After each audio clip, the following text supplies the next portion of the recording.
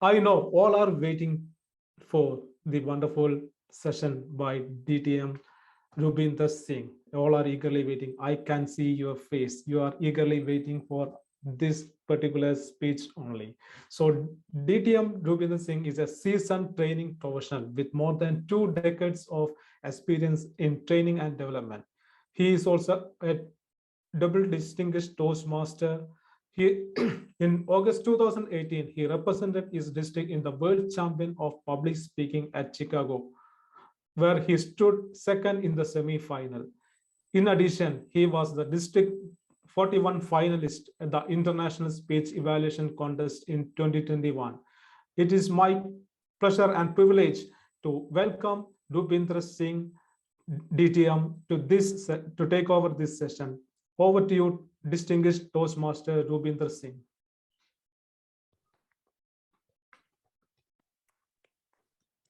Okay. Am I audible and visible? Okay, I'll go with the thumbs up that I am audible and visible. So I wanted to start this meeting off on a positive note. I want all of us to feel energized. So I want you to do what I'm going to do. And believe me, for a person like me, it's very difficult. So if I can do it, you can also do it. What I want you to do is I want you to move to this side first. Everyone do that. Everyone. This side, this side. Safir, this side. Great. Now move to this side. Now once again this side. Once again this. You see, distinguished Toastmaster Narayanan, when he contacted me, he said, distinguished Toastmaster Singh, I want you to give a module that will move the audience. Objective one, clicked, done. Now, on to business. How many of you are afraid of table topics? Oh, this is not the table topics module, right? I'm here to talk about the international speech contest. Oh God, how many times? In how many ways can I go wrong today? Oh, well, I think I got it. I got it. Don't worry. Don't worry. I'm just kidding. Okay. By the way, that thing about moving here and there, that idea is not my own. It will. The first person I saw doing this was Toastmaster Madhuri Shreya. She was an area director in District 41. I like the idea, so I plagiarized it. So, but due credit to her. Let's get started. I'm going to cover the international speech contest with you today, and got my presentation ready. In fact, I should have had it ready. Right. I'm going to share my screen. Please confirm if you are able to look at a screen that says a speech that speaks the international speech contest. Just a thumbs up will do. Thank you. Now, be advised, including this slide, there are 31 slides in total in this presentation. So if at any point you feel like throwing a brick at me, don't do that. For one thing, you will not be able to throw a brick virtually. For another thing, it is not polite to throw bricks at people. Okay. But there are 31 slides. At any point you feel like getting bored, falling asleep, trying to turn off your screen, looking at your mobile, just remind yourself, maximum 30 more slides to go after this. Maximum 30 more. Okay. It can't get worse than that. So let's get started. I like to start my presentation with some basic rules. Trust me, this is the only place where I get to define the rules. Otherwise, the rules are defined for me by powers that be. The first rule, I would like to have as many videos as possible on. I've heard that it is a myth that if the more videos are on, the bandwidth suffers. I've been told by a reliable source that that is not the case. And I'm a person who feeds off the energy of the audience. So please have your videos on.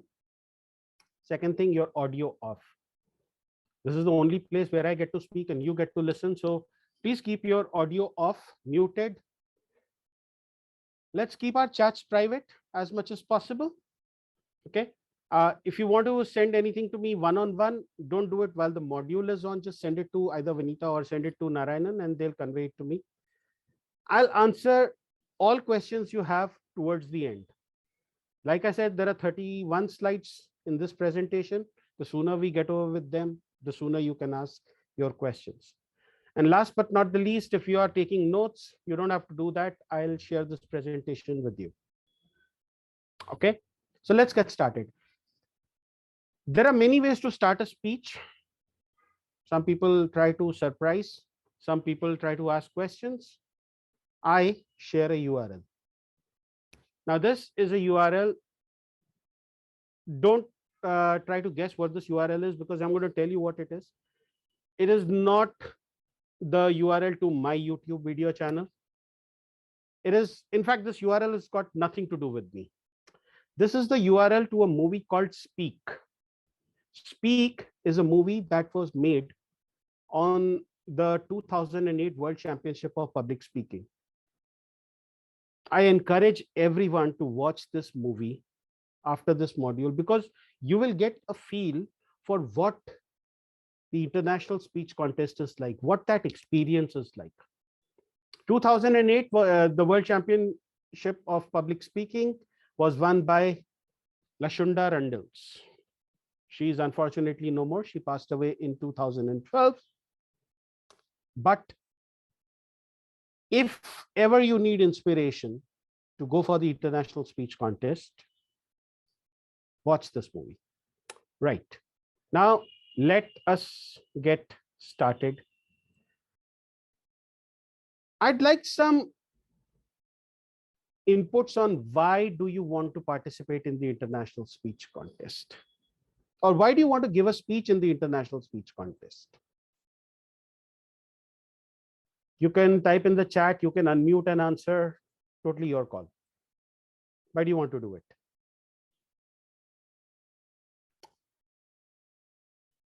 I'm assuming that there are answers coming in the chat: to share our story, fame, tell my story, larger audience, confidence, larger audience, better reach, inspirational process, why not give a try, stretch my limits, getting exposed, build confidence, to get recognized, get a kick, inherit, challenge, my ultimate, my God. Okay, I'm going to run out of time if I keep on reading all of your comments. Thank you so much for sharing them. I say that because a very wise man once told me that when your why is clear,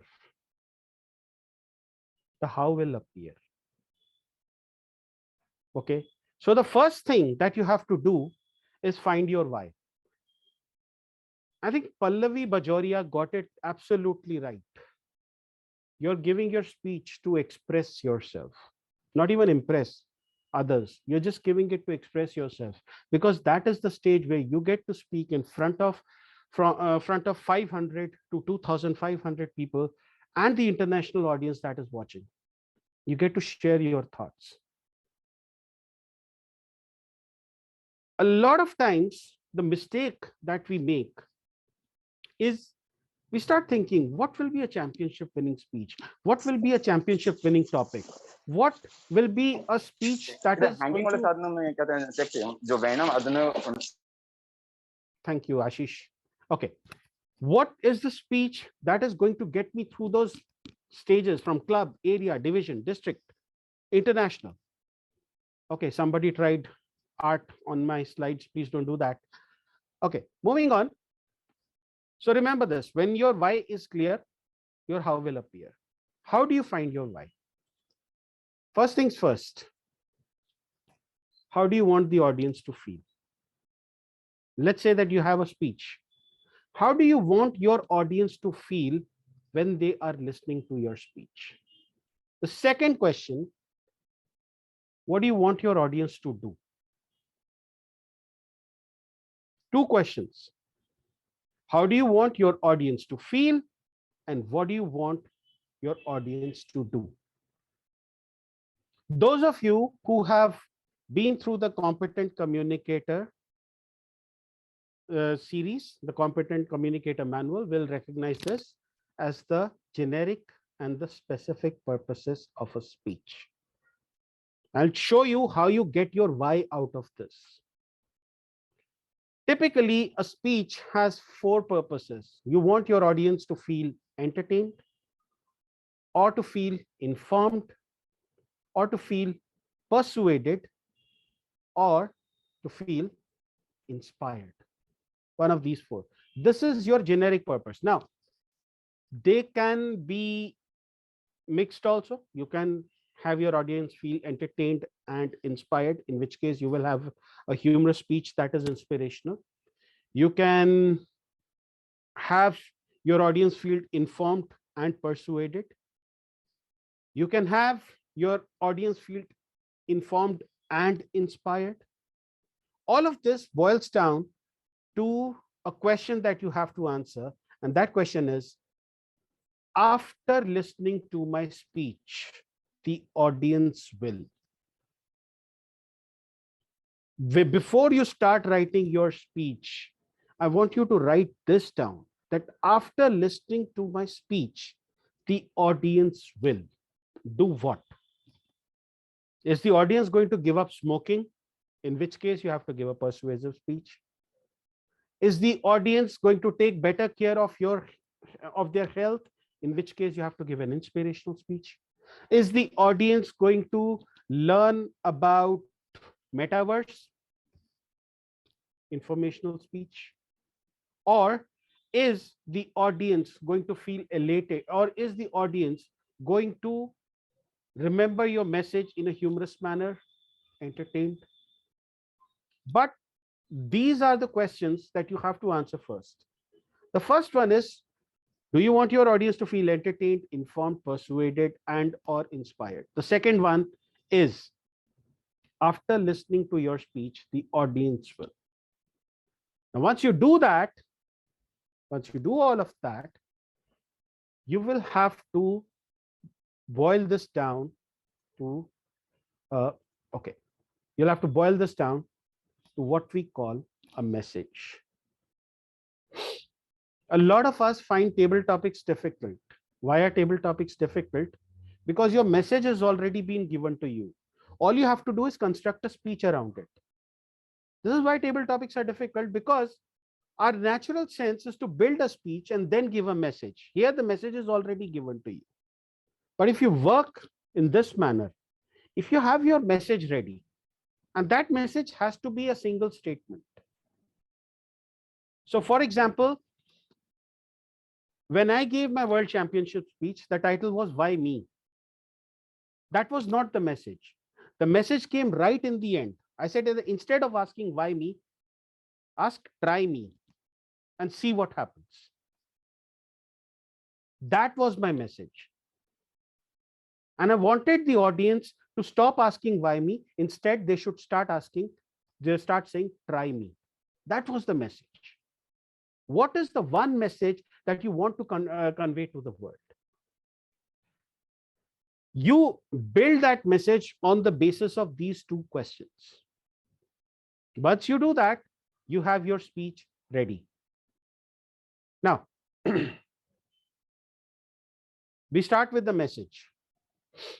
We all know that a speech has three parts, right? Every story, every presentation, every speech has three parts. Aristotle said so thousands of years ago, not millions, thousands of years ago. He said that there are three steps to telling a story. Step one, tell them what you want to tell them. Step two, tell them. And step three, tell them what you just told them. Seems simple. But in these three sentences, he encapsulated the spirit of storytelling. In these three sentences, he told us that your message needs to have an opening, a body, and a closing. Opening, body, and closing. What I do, and this is just me, you can do it differently. I actually start with the body first.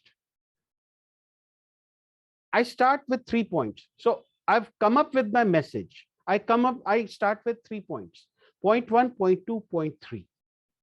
Now, when I say point 1, point 2, point 3, these could be stories. These could be experiences. These could be examples. These could be feelings that you want to create. Or this could be a mixture. It could be a story. It could be an example, and then again a story. but basically 3 stories. Now, what are those 3 stories? I'll just cover that in the next couple of slides. But for now, just focus on this. You've got your body, you've got your 3 points.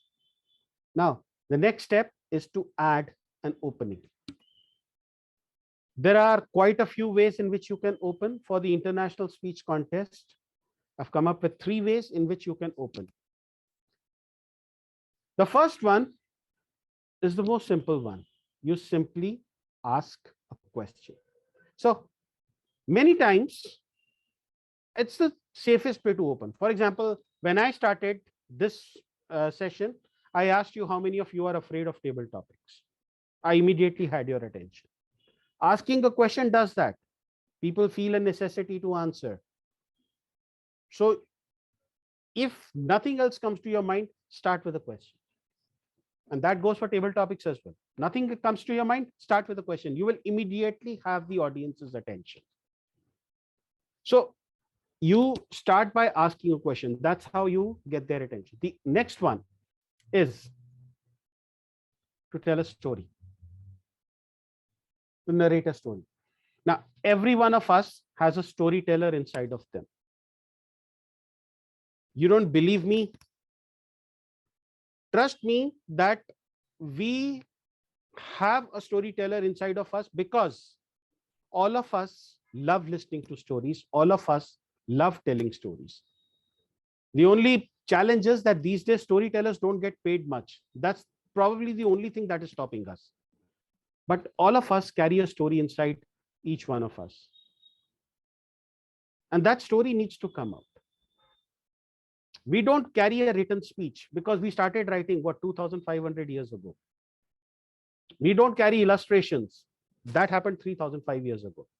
Ever since man evolved, stories have been handed down from generation to generation to generation. That is the power of storytelling. It is there in your DNA. All you have to do is look for it. So open with a story. Quote is another example to go. I'm not a fan of quotes. I'll tell you why. So you know that in international speech contest, only 25% content can be copied, and the source has to be quoted, or at least you have to say that a very famous person once said so and so. I have seen, as a chief judge, also as a contest judge, that a certain bias creeps in the moment a person utters a quote. I've seen some judges say this to me as well. And I asked this question, that the moment a person utters a quote from someone else, do you start marking them down on originality? The answer invariably is yes, which is why I'm not a very big fan of quotes. However, if you can base your speech around that quote, then no better beginning than that quote. I recently heard a speech that spoke about, the quote was that stupidity is doing the same thing over and over again and expecting a different result. That person actually modified that speech. He actually negated it. He said, it's not stupidity, it's practice. Practice is doing the same thing over and over again, expecting a different result. So if practice is stupidity, then all of us are stupid. All of us should be stupid. Wonderful message. He incorporated that quote as a message. So that's another way to start. Surprise them. How many of you remember Dhananjay Hetrachi? I see something in you. Everyone does that. You know how that speech starts. Pulls out a rose, starts plucking it one by one, and you start thinking that the next words out of his mouth are going to be, she loves me not, she loves me not. But no, he doesn't do that. Or for that matter, one of my favorite speeches, in fact, my favorite speech, Muhammad Katani, The Power of Words. He starts his speech, he pulls out a cigarette and he's about to light it. The audience is taken by surprise. You can hear a few visible gasps. In fact, I knew at that point that this speech would be the winning speech because he had got the audience's attention with that. Which brings me to the next one, which is an act. Both Dhananjay and both Dhananjay and Katani, they started with an act. The last one is the most difficult one. It's high risk, but it is high return. And that is humor. Do this only if you are sure that you will evoke humor. Trust me, you evoke humor in the first 15 seconds, you've got your audience on your side. But your jokes or your humor has to hit the mark. I'll give you a case in point. Manoj Vasudevan, 2017, gave a speech in which he goes, on July 4, on July 4, some year, America gained her independence. I lost mine. I got married. Okay. We find it funny. The audience should have found it funny. But if you listen to that speech, the audience response is very muted. It was a wonderful joke, but the audience response is muted. He was giving that speech in Vancouver. Vancouver is in Canada. They don't care when the US Independence Day is. And if I say that on 15th of August, I got married and, on 15th of August, India got its independence. I lost mine. I got married. And if I say that in Maldives, no one is going to care. Or Indonesia, nobody is going to care. So your joke has to be contextual also. It has to be non-offensive. And yet it has to evoke a laugh. You see the risks involved. When you add all of them up, this is a high risk, but a high return. So think of how you're going to open this. Now, very often this opening will come from these 3 points that you've come across. Okay, I'm telling this story. Second story is this. Third story is this one. If I look at these 3 stories, my best opening is either going to be an act. So let's say that if you are talking about people, if you're asking people to give up alcohol, maybe you will start with a bottle in your hand, and that's your act. Okay. If you're, let's say, talking about if you're talking about adopting a habit, maybe turning up in your jogging gear, or maybe coming onto the stage running, an act. So decide on your opening. Then comes the closing. Your closing needs to have 3 parts. First, you need to summarize. When I say summarize, I don't mean summarize as you do in evaluations. I don't mean that you say, okay, summarizing or to conclude. I'm not asking you to do that, but 1 or 2 sentences that effectively capture the essence of your speech. That's the first one. Second, have a call to action. This is where you tell the audience what you want them to do. And last but not the least, reinforce that this is what I have said all along. So this is the overall model of a speech. Now, there are some behaviors that I practice. Okay. May not apply to you, but if you find them useful, please go ahead and use them. The first thing I do is that I write everything. Let's say that I have 18 stories and not 3. I will write down all the 18 stories. Why me? When it began at first, it was a 15-minute speech. It had about 7 stories in it, which I effectively boiled down to 3. Why am I saying write every story, everything that the message reminds you of, everything that the topic reminds you of? Why am I saying that? It is easier to take out content than to add content back. Getting me? It's easier that you can take out content. So let's say that you've got 5 stories and you choose 3 of them. Simple, you take out 2 stories. But you are there with 2 stories and suddenly you realize you need a third one. You'll have to go through the thinking process all over again. So even before you start writing your speeches, write everything that particular message or a topic reminds you of. Write everything. Don't add an opening or a conclusion. Just write everything that it reminds you of. Every story, every example, every You experience. just copy the server VM name from the. Okay, I'm not going to do that. Okay, moving on.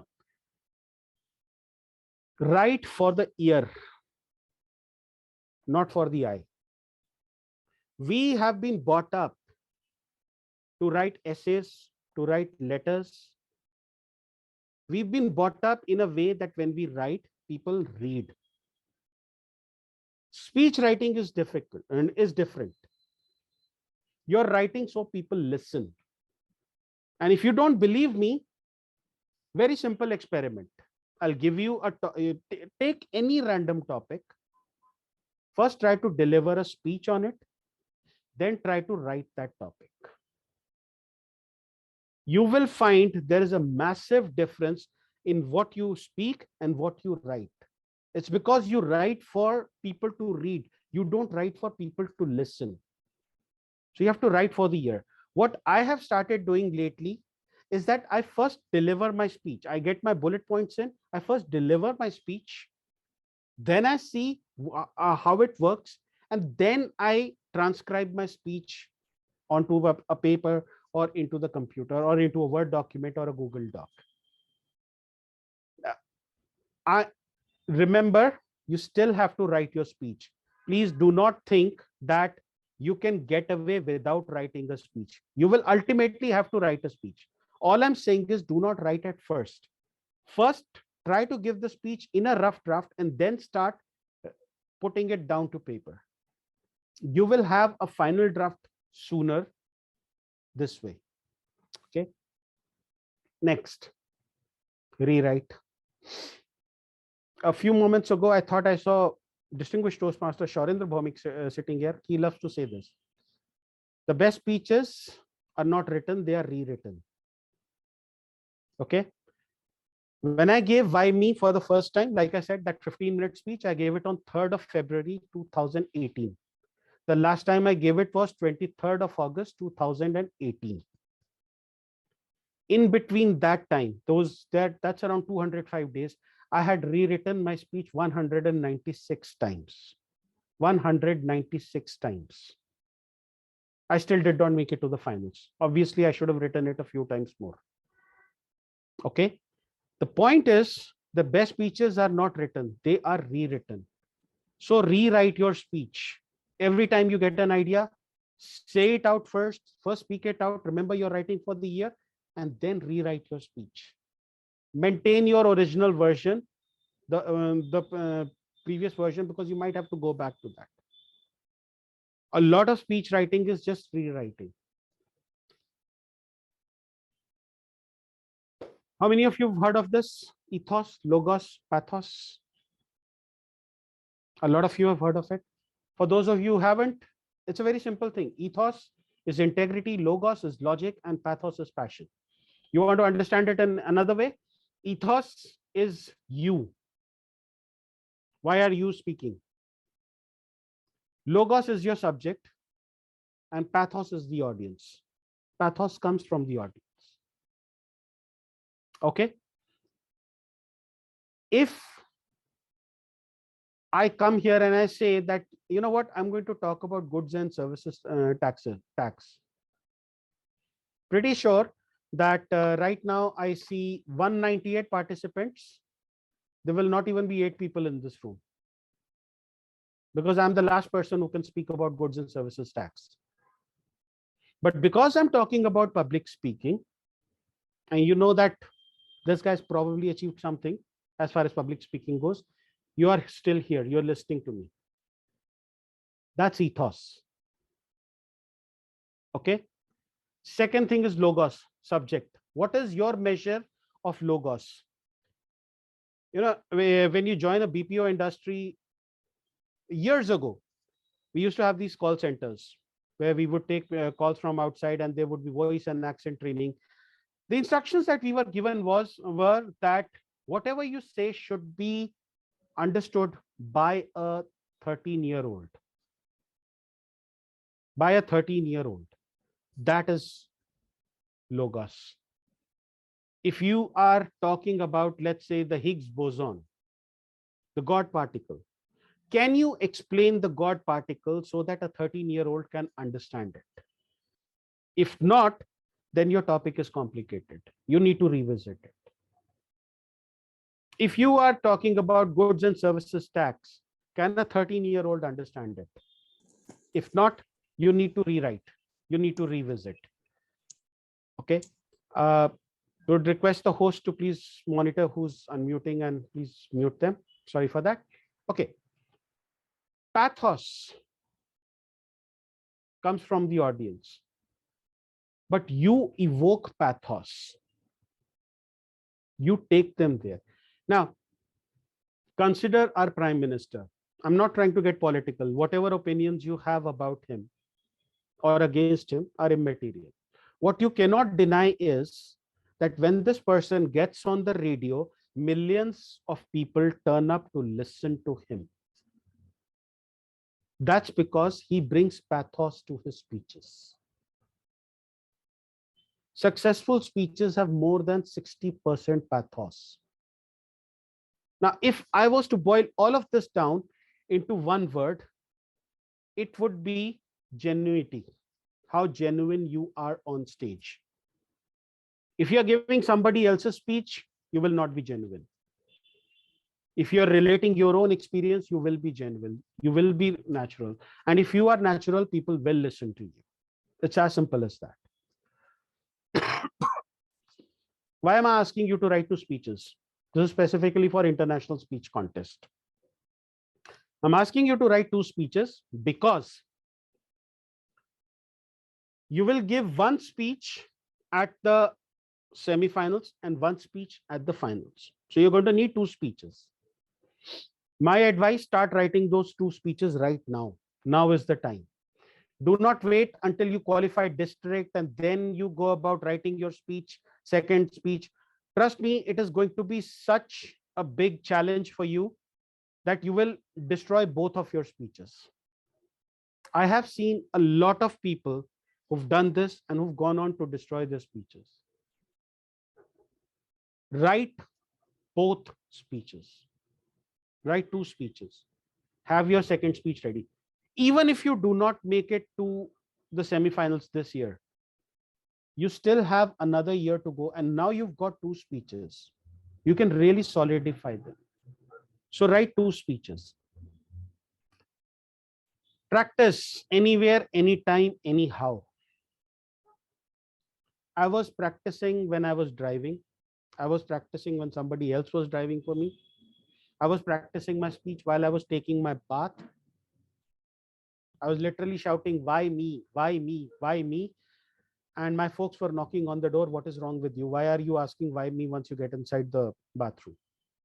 But the point is that you need to practice anywhere, anytime, anyhow. Okay. Can anyone tell me what this is? Those of you who have attended my session before, please keep quiet. I'm asking this to the people who are attending this for the first time. What is this? It's a grid of numbers. What do you think this grid represents? X. Khushbu, you attended it before.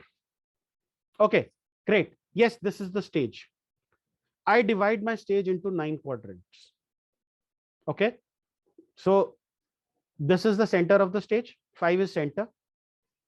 1, 2, 3 closer to the audience. 7, 8, and 9 further away from the audience. Your stories, whatever you're telling them, they happen in 7, 8, 9. If you are trying to give a message, if you're trying to talk to the audience, move to 1, 2, or 3. But what you do is that you divide and conquer your speech. My speech had 10 parts. And I said that, okay, part 1, I start from 5, move to 2 for part 2. For part 3, I'll go back to 9, then 8, then 7, come to 4, finish at, then come to 1, finish at 2, and go back to 8, come back to 2 to complete my speech. Okay. When I say divide and conquer, what do I mean by that? Remember the 10 parts that I did to my speech? So one day I'm practicing parts 1, 2, 3, 4, 5, 6, 7, 8, 9, 10. Next day I'm practicing 1, 3, 5, 7, 9. The day after I'm practicing 2, 4, 6, 8, 10. Then I'm practicing, okay, 6, 9, 3, 1, 2. What am I doing? I'm internalizing my speech. I would actually tell my friends, okay, give me a number, and they would give me a number, and I would start my speech from there. That's how you internalize the speech. That's how you divide and conquer. And what this does is that it also gives you a sense of time. Okay, part 1, I'm taking 1 minute. Part 2, I'm taking 30 seconds. Part 3 is getting over in 15 seconds. All of this, when added up, takes me to 7 minutes and 5 seconds. If I cut down here, then I am still in the yellow zone. That gives me time to deliver my message more effectively. So divide and conquer your speech. Should you use props? In the International Speech Contest judging ballot, there is this thing about using aids. Okay. Many people mistake them for props. It's not necessarily props. Your stories are also your support material. They are actually looking for them. Should you use props? Only if they add to your story. If they are not adding to your stories, please do not use them. Okay, you're not going to get more marks because of them. One of the speeches that I saw that I absolutely liked had a person, and his name was Joe. Joe was personified by a chair in the middle of the room.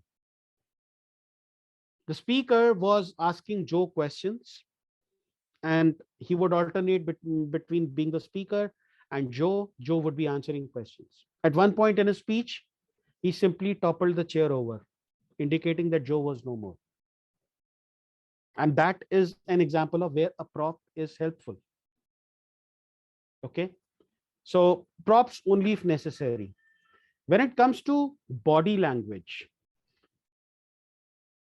remember that 55% of your speech is your body language. There are two ways in which you can get your body language right. Two basic ways. Number one is eye contact. Maintain consistent eye contact with your audience. In a virtual contest, maintain consistent eye contact with your camera. Number two, smile. Pretty sure you guys have a better smile than I have. Use it to maximum effect. Why am I saying that? Because if you can look your audience in the eye and if you can smile at them, you are confident. The rest of your body language is going to take care of itself the moment you are confident. So if you want to practice body language, start by making eye contact and start by smiling. Okay. Why am I saying characters? This is vocal variety. I do not understand what is pitch. I do not understand what is timbre. I do not understand what is rate of speech. I understand characters. So I've got an angry character. I've got a happy character. I've got a sad character. I have a background in theater, so I simply slip between the characters. Now, each of these characters has a different voice, a different rate of speaking, a different pitch. But you get the idea. If you start defining them as characters, all you have to do is simply slip into a character. You don't have to worry about, okay, how high my volume is going to be. What pitch am I going to use? Am I going to sing this one or not? The character will define it for you. That's one way of looking at vocal variety. And I keep on doing that. I use characters. Define your stage. Why is this important? Defining your stage. You don't know the size of stage you're going to get. Virtual contest, I can understand. International speech contest, if you're speaking live, you'll have a stage that is 25 feet to this side and 25 feet to this side. You start doing stage movement on that entire stage, you're going to run out of breath. So I define my stage as 3 steps to my right, 3 steps to my left, 3 steps to my right, 3 steps to my left, and 3 steps back. That's my stage. That is my 1, 2, 3, 4, 5, 6, 7, 8, 9. That's how I define my stage. Okay. The next piece of advice is probably the best one I got and the best one that I can share. Get out. If you're going to give your speech in your club, there are very few chances that you're going to make it past even area level. Trust me on this. The reason I succeeded is probably I go to almost every club that is willing to take me. Yeah, there are a few clubs that would say that Rupinder, get out. But that's a different thing. But the thing is that I go to each and every club that I can. On the same lines, at least attend one Toastmasters meeting every week and perform one role every month. Bare minimum. Please do that and get out. Go to other clubs, give your speeches there, make mistakes there, because you will get to learn a lot more by going out and making mistakes. This is one thing that we avoid, but I would strongly ask you to be a judge. Because once you are a judge, you will understand how the mind of a judge works. I've been a chief judge. I have seen my judges texting away to their bitter halves or whatever. And I know that as a contestant, what am I supposed to do? What should I say that will stop people from looking into their phones and start listening to me? You do that only if you are a judge. You understand the psyche of the judge, what a judge goes through. Maybe a judge has had a bad day, or maybe that judge is expecting to become a father in the next few days. Once you are there, once you go through that environment, you will understand what it is like. And be a judge multiple times. That's one thing that we shy away from. The moment somebody calls up, hey, can you be a judge in my contest? We start looking for excuses. Don't do that. Be a judge. Because trust me, being a judge will make you a better contestant. I am a living example of that. Okay, 120 kilo example of that. I'm very briefly going to cover Zoom contests. First of all, I like this sort of a layout.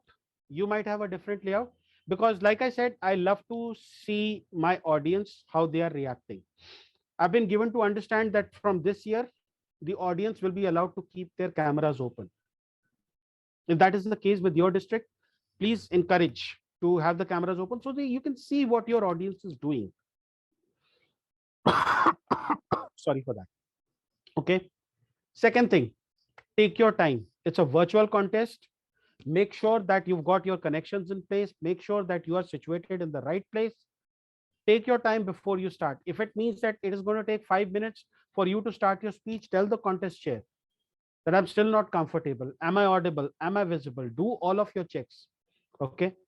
More importantly, be comfortable. Not everybody is able to speak in front of a camera. My advice, start speaking in front of a mirror. It is almost the same thing as speaking in front of a camera. Okay. Virtual backgrounds, they are not allowed. I actually had a slide, this slide in because people thought that they could use virtual backgrounds in the international speech contest. They are not allowed, first of all. Second, your virtual backgrounds are sometimes going to make your hands disappear and your body language will go for a toss. So don't have virtual backgrounds. Time yourself, pin the timer. Okay. Also have a stopwatch if you can, because that stopwatch will give you a better sense. In one of my clubs, professional speakers, we've done away with the role of the timer. We time ourselves and we find that we are delivering better speeches because we are able to time ourselves. Okay. Eye contact with the camera. I'll give you a very simple trick. Take a post-it note, write look here and stick it right next to your camera.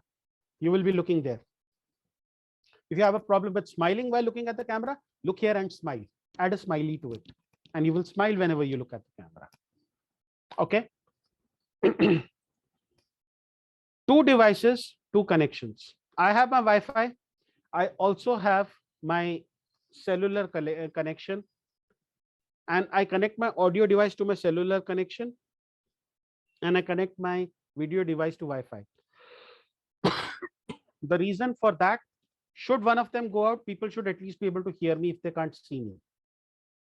My cellular connection is more reliable than my Wi-Fi is. Okay, but 2 devices and 2 connections. Remember that movie that I spoke to you about earlier? Here is the dialogue from that movie. Your life tells a story, and there's someone out there who needs to hear it. You may think that your story is not sensational, but your story does not have to be sensational. It just has to be sincere. And if your audience can relate to you and your life experiences, chances are they will. Then you need to tell them what you've been through. Share your life, share your love, and share your message to the world. That's Mark Brown. That's not me. Essentially, if your speech can come from here, from your heart, yeah, my heart is in the right place. Okay. If your speech can come from here, I can guarantee you your speech is going to register here. Okay. I once heard an Everest climber giving a talk, and he described an environment. You see, there is a crevice there. It's about 50 meters long. It takes 2.5 hours to cross that crevice. The way he described that crevice, I was actually there on the Mount Everest with that climber. And I actually felt a shiver run up my spine, my hair standing up on ends, the way he described it. But that was him speaking from here, and it was registering here. I was at top of the Mount Everest when the climber reached it. Here's to going climbing your mountains. And this is the part where you applaud and tell me that I'm a wonderful person. I am modest that way. This is also the part where you get to ask questions. Timer, you can start the clock for question and answers. Thank you. Thank you for being such a patient audience. I am now ready for question and answers. I'll stop sharing this.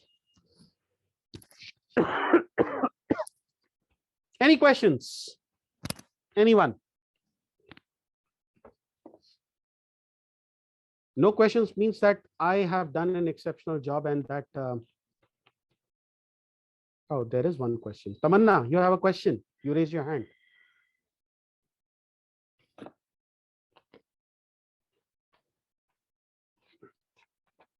Ashish, you have a question. Are people allowed to unmute so that they can ask questions, or you're not allowed to unmute? Yes, Sridil, please unmute and moderate the question.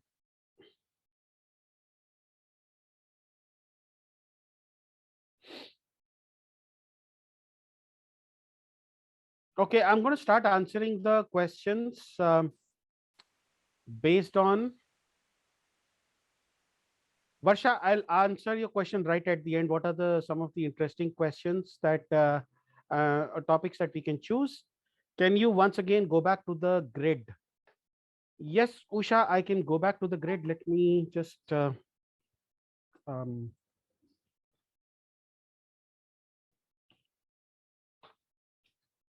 Usha, I'm sharing it. You can ask your question. Here is the grid, Usha, once again. So is there a specific question you have?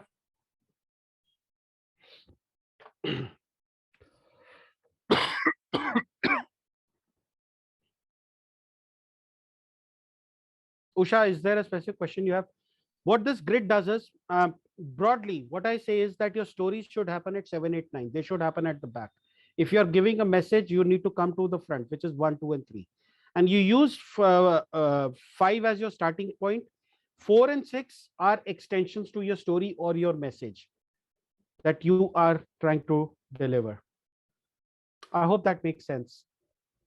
Okay, I'm going to stop sharing this.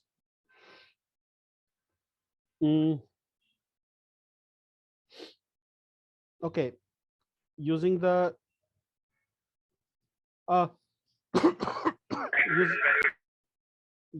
going over to the next question. Or if somebody could read out the questions to me, I can then answer them. Otherwise, I'm having to do a lot of scrolling. Can anyone read out the questions? But excuse me, is it possible to have this kind of a stage setup in a virtual background, in a virtual? Yeah, I've done it. You just need a wide angle lens, or 1080p will work. I've done it. Okay. And you need to have open space, of course, but it is possible. You might not have 1, 2, 3, 4, 5, 6, 7, 8, 9, but you will have 1, 2, 3 at least. At least, yes. Thank you. Hi, sir. There is a question from I- Suraj. Mhm. How to see camera and speak while we should also watch the audience when in the virtual contest? Can you please explain, sir? Okay. My answer to that is that, are you watching everyone on a physical stage? Are you watching everyone on person? You're not. You're looking at one portion of the audience. Think of that analogy. You're not always looking at the camera. Steal a glance towards the audience, then come back to the camera again. If that makes sense. Yes, it makes sense. Thank you. I have one more question on that line. Let's just go through the rest of the questions, then I can circle back to you. There is a question Yeah. from Subramaniam. Do you Yeah. select the message first and story as per the message, or is it I'll- vice versa? Which is- I'll answer that in the end once again, because there's a common answer to all of that. So the short answer is yes, I do. I first go with the message and then I go with the story. Next question. Sorry. Shall we fix a speech title in the first and write the speech around it? It's a question from Sunrose. No, what I will say is, first you answer the question, why should the audience listen to you? What's your why? First you define your why, and then you go about fixing your speech title. There is a question from Toastmaster Aradi Rajeshwari. How did you divide your speech to 9 or 10 parts? The 7-minute speech, how to manage the time? So here is the thing. You will have an opening, body, and conclusion. Your opening can be 2 parts. Your body is 3 stories, but it can really be 5 parts. Your closing can be another 2 parts. So you've got 9 parts there already. That's how you define them. Okay. So in the why me speech, for example, I had a part where my button got broken. Then I had a part where I was talking about my younger brother, my college life, then my office life. All of these were becoming stories. Then there was a key message. So I divided my speech according to them. There is a Hi, sir. question. Good evening. This is Rajesh. I have a question. How to define a set criteria for a winning speech? Is there any criteria setting for that? Okay. I asked the same question to Mohammad Katani. Okay. And that was the day that I won my division contest. So I went up to him and I asked him that, how do I write a winning speech? The answer that he gave me was, assume that you've delivered your speech, you step off the stage and you die. What do you want the audience to remember you for? The fact that you died or the speech that you gave? That was the answer that I got. I'm telling you, that is your answer. There is no such thing as a winning speech. Okay. I've delivered good speeches that I thought would win, they did not win. I delivered horrible speeches and they've gone on to win. Just speak from your heart is what I will say. Thank you, sir. Okay. You're most welcome. A couple of Toastmasters are asking about the importance of drama in a speech and how we can manage in a speech. Think How of much- drama. Think of drama as a prop. Think of drama as a prop. What did I say about props? If necessary, yes. If anything other than necessary, no. If anything other than necessary, if it is not adding to the speech, if it is not giving you a value, there is no place for it. You've got 5 to 7 minutes to deliver one message which is going to be conveyed through 3 stories or 3 examples or 3 experiences. Do you have space for drama in that? If yes, by all, and is it going to make sense? If yes, by all means, incorporate it like the prop. If not, don't waste time on it, is what I will say. Thank you, sir. There is a question from Toastmaster Bharat Raj. How to show we are authentic, especially in an online meeting? How If we you are can telling, manage- this is how I look at it. If I'm telling my own story, I will be authentic. If I'm telling somebody else's story, I will not be authentic. There is a question I'll either be not authentic or I'll be a con man. it's not easy being a con man, and this is not the right age to start being a con man. So, Thank okay. you very much. Thank you very much, sir. There is another question from Rashmi Jain. Hmm. Is that only meaningful speech win in the contest? There is a doubt. Or Your speech definitely needs to have a message. If your audience is not going to walk away from your speech having learned something, then I don't think that that speech is going to win. Okay, so your speech definitely needs to have a message. If by meaningful, that is what you mean. Okay. there is another question from Jyoti Pradeep. Is accent or pronunciation a judging criteria? Beg your pardon? Is accent or pronunciation is a judging criteria? Pronunciation, yes, but here is the thing. Grammar counts for, I think, only 5 marks on the judging ballot.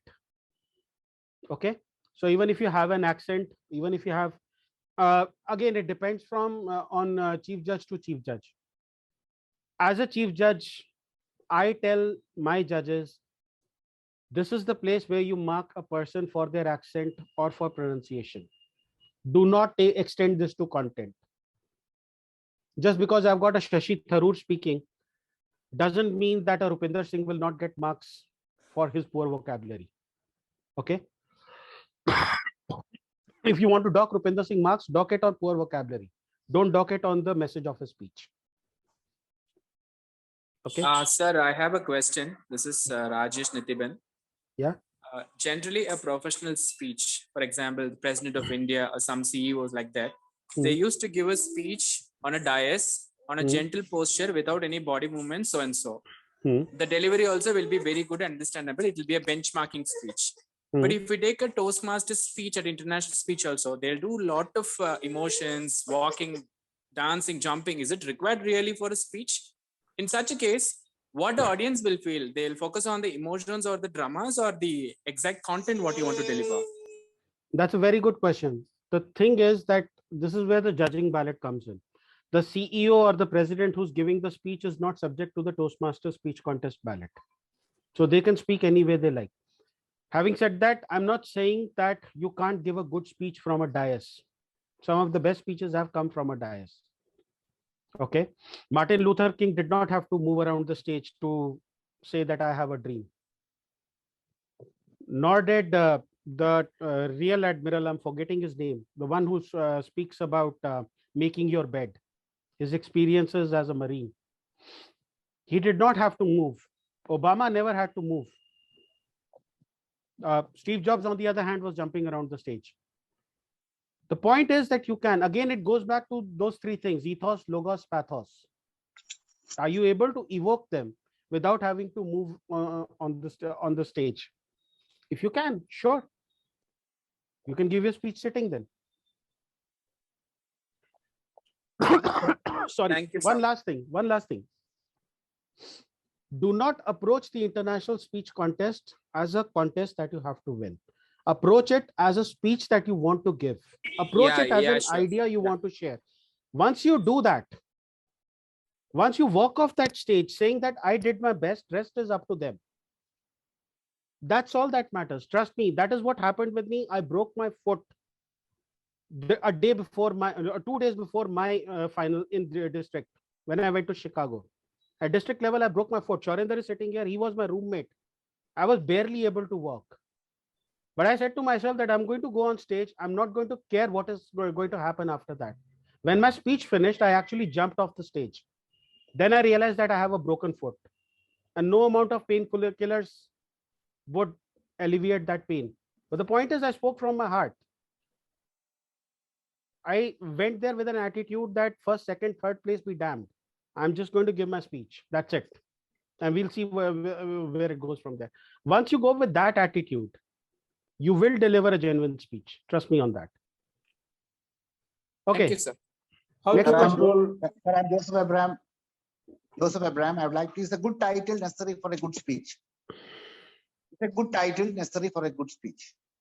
Okay. I would say yes. Why? If it's a good short title, people will remember. Of course, if it is a 74 word title, of sorry, 59 word title that, what was his name? The world champion of public Aaron speaking. Beverly. Aaron Beverly used. People will remember you, but they won't remember the title. Thanks, Shivpriya. There is a question from Suraj. How to control our emotions while giving our speech? It's the most difficult thing for me also. There are sometimes that I get carried away with emotion.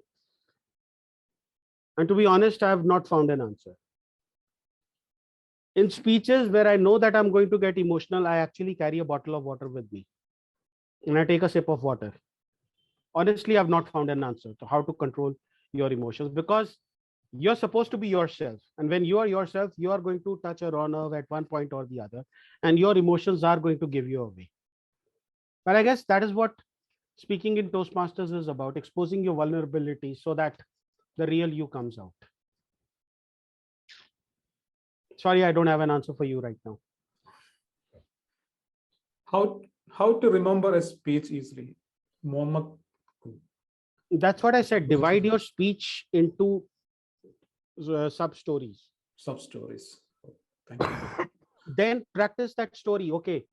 Stories 1 to 10. 1, 2, 3, 4, 5, 6, 7, 8, 9, 10. 1, 3, 5, 7, 9 another day. Then 9, then 10, 9, 8, 7, 4, 6, 5, 4, 3, 2, 1.